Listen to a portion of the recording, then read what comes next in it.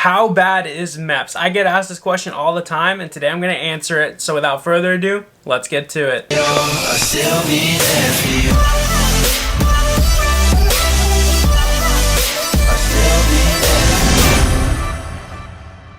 What is up, guys? Ben Allen back again with another video, and like I just said, we're going to be talking about how bad is MEPS really, right? You hear all these horror stories, right? And I've made some MEPS videos in the past, but I wanted to make this quick one, right? Because it's 2021. I just dropped a MEPS video like, what, 2 days ago, talking about them pulling pharmacy records, right? So that might add to a little bit of the badness, right, that goes on with MEPS. But if you're new here, my name is Ben Allen. I did 4 years active duty as a 68 whiskey, got out in 2019 as a sergeant. Then I did the reserves for about 1.5 years, got out as well, and now I have both the reserve knowledge and the active duty knowledge. So if you have any questions whatsoever, hit me up on my Instagram at @thebenallen to ask me your questions. If you don't have an Instagram, join my Discord. The link is in the description. It's a community where you guys can ask questions. I pop in there every now and then to answer some as well, but usually everybody helps each other out. It's like a little military community that we're building there. So feel free to join, like this video so I can push it out to a larger audience, and subscribe, guys, because I'm trying to get the gold plaque. I got the silver one. I need 1 million followers to do that, trying to hit that in the next year. So thank you all for your support. I post videos pretty much every Tuesday, live stream Wednesday, and a video on Friday with some shorts sprinkled in between, right? But with all that out of the way, let's go ahead and jump into the main topic of today's video. Is MEPS really that bad? And so this is a yes or no answer, right? So no, it's not going to be that bad if you have like nothing going on with you, right? You're healthy as can be. You don't have a criminal history. You don't have any outstanding debts. You don't have really a whole lot going on with you, right? Like you're just like fresh out of high school, maybe. You lived a normal life. You just wanted to join the Army. So you go in, talk to the recruiter. Hey, this is what I want to do. Do you have any past medical conditions? Oh, no, like nothing at all. Like ADHD, anxiety, like, you know, asthma, anything like that? No, I don't. Right? And so you go to MEPS, and it's pretty much a straight shot. You know, you go through all the different phases they're going to have there at MEPS, whether it's the physical, it's the drug test, you know, the eye test, hearing test, so many different tests, right? And usually if you're healthy, right, and you don't have any past things going on, like really no major medical history, and even if you do have some medical history, like, and it's usually not that bad. Like I had a knee surgery before joining the Army, went to the doctor, they looked at me, they're like, yeah, you're good. They saw my surgery paperwork, all that stuff, and they're like, yeah, you're good, you don't need a waiver. And I was like, all right, cool. So I went through, my MEPS process was pretty smooth from point A to point B, really no hiccups in between, right, and everything went smoothly, right? And that could possibly be you. You could fall into that category. Most people usually do fall into that category, right? I want to say MEPS, as much as you hear like, oh, everybody fails MEPS, like they have a pretty high like passing percentage, as you know, in terms of people that make it through, like first time goes and everything like that. Now on the opposite end, yes, it can be that bad, right? You hear all the time, whether you had some sort of major surgery as a child, or you were diagnosed with asthma before like the age of 12 or 13 or something, or after the age of 12 or 13, I don't know exactly the criteria for it, right? Or maybe you have anxiety, depression, all that stuff going on, right? And you know, before you could have just kind of like, oh, hey, yeah, no, I'm good. I've never had that. I've never been on the meds. Or even if you were on the meds, all you had to do was just be off of them for like 1 year to join, right? But now with the whole new, them pulling pharmacy records, it might make things a little more difficult, right? Like we talked about in my last video, simply for the fact that you can't really say that anymore. You can't say, oh, no, I never have, or I was never prescribed anything, or I've never been diagnosed with this, because now they can pull your pharmacy records, see the prescription, what it was for, and be like, oh, well, you lied to us, cool, like no go, you're disqualified for right now, come back in like 6 months or something, right? And so you have to be a little more wary with that, right? Because say you do tell the truth, yeah, I did have anxiety, I did have like this, that, or the other, and they pull the records, they see that, okay, yeah, checks out, but I mean, even then, like that's not an automatic disqualifier. They probably just want to validate the records, make sure it's good, right? Asthma might be a little bit different, right?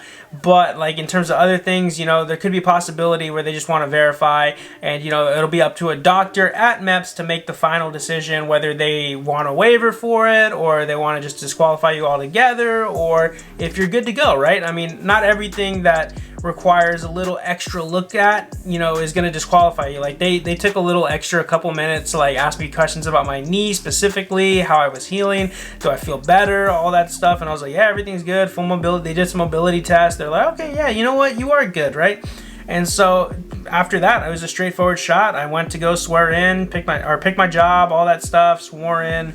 And it was a pretty straightforward process. I will say, in terms of it being bad as well, is just the amount of time you're gonna be wasting there. Like I wouldn't say wasting, but you're gonna be spending there. You're there for like hours, pretty much the whole day, because you don't go just by yourself. Typically, there's like a group of other people, applicants from all different types of branches that are going through to join and all this stuff, right? So that kind of makes it a little bad in terms of, if you're an impatient person, then yeah, get ready for that, right? It's definitely not going to be a good time.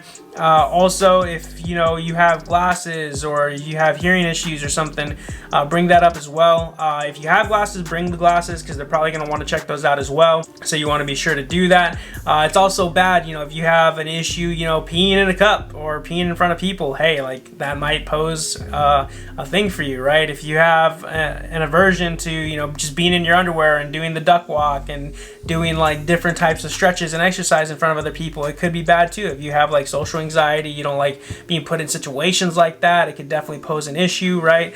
If you have criminal history, right? I mean, I'm pretty sure the recruiter will have to take care of that before they even send you to MEPS, right? From what I can remember, don't quote me on that, I'm not a recruiter, but if I'm wrong, let me know in the comments. Same thing with any outstanding debt, right? I'm pretty sure that needs to be taken care of before they can even send you to MEPS, or, you know, even like get the ball rolling for the most part. But in terms of like medical stuff, if you have a history of things that are going on with you that aren't always like the best, you know, then hey, yeah, maybe you need to take extra steps, and the process at MEPS will be prolonged, because you might not just get everything done in one go. You'll have to, like, you know, do what you can there. Oh, you need a waiver, cool, we'll send you back to your recruiter. Then you gotta wait, you know, like a week, 2 weeks, 3 weeks, 4 weeks, months. You know, people wait a good while for waivers sometimes, and that's just the name of the game, and it's shitty, but it does happen, right? But overall, right, if you fall into the category of completely healthy, really nothing wrong with you, you know, straight shot, you fresh out of high school, maybe you just worked a few jobs, you're like 20 something, whatever, in your 30s even, and you know, you haven't had any like life-changing things, life-altering stuff to your body or anything, chances are you're gonna be okay, guys. Like, you will be fine. The worst part about it is just waiting around and just the constant going from station to station to station, right? And then just rude civilians, right? Rude people there. But overall, like, it's not that bad. Now, if you fall into the category of maybe you have had some things happen to you, like for example, my knee surgery. I had a knee surgery, or you know, if you had other musculoskeletal injuries and like nothing else, chances are you'll still be good even then, guys. Like, they'll just look at it and be like, okay, are you better now? And you'll be like, yeah, I'm better now. Okay, cool. So just make sure you disclose that. I disclosed that to my recruiter, like, yeah, I had a knee surgery, that's about it. And he's like, okay, cool, awesome, cool. Send up the paperwork, let me get that files and all that stuff. And yeah, it was just straight shots. So I recommend now more than ever, especially with them pulling pharmacy records, be a little more honest and upfront with your recruiters, guys, simply for the fact that you don't want to get caught in a lie, because that'll just completely, you know, it'll probably severely like lessen the chances of you having a smooth process of going through, right? So make sure you do that. And then on the other category, the last category being the absolutely fucked up category, like you got like debt, you got criminal records, you got major surgeries, you have anxiety, depression, asthma, ADHD, ADD, right? Or, you know, one of the above. You know, those could pose a threat or just prolong the process a little more.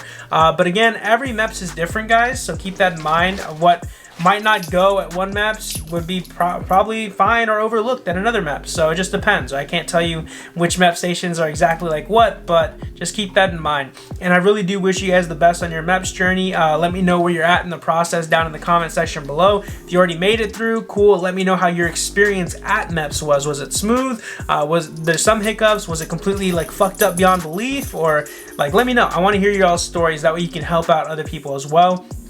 If you would like to help out other people and share your stories even further, join my Discord, guys. The link is in the description. It's a community, and you're doing people a service by sharing your stories and helping them get past MEPS too, because you might be through already, but there's always going to be somebody that's like going through the process right now. So if you want to help out, definitely join the Discord. It's free. If you have any questions following this video, follow me on my Instagram at @thebenallen. Best possible place to reach me. I try to get back to everybody within a week or so. And yeah, guys, be sure to like this video so it pushes out to a larger audience, and subscribe. We're trying to hit 1 million in the next year. But thank y'all so much for tuning in. I really appreciate it, and I'll see you on the next one. Later.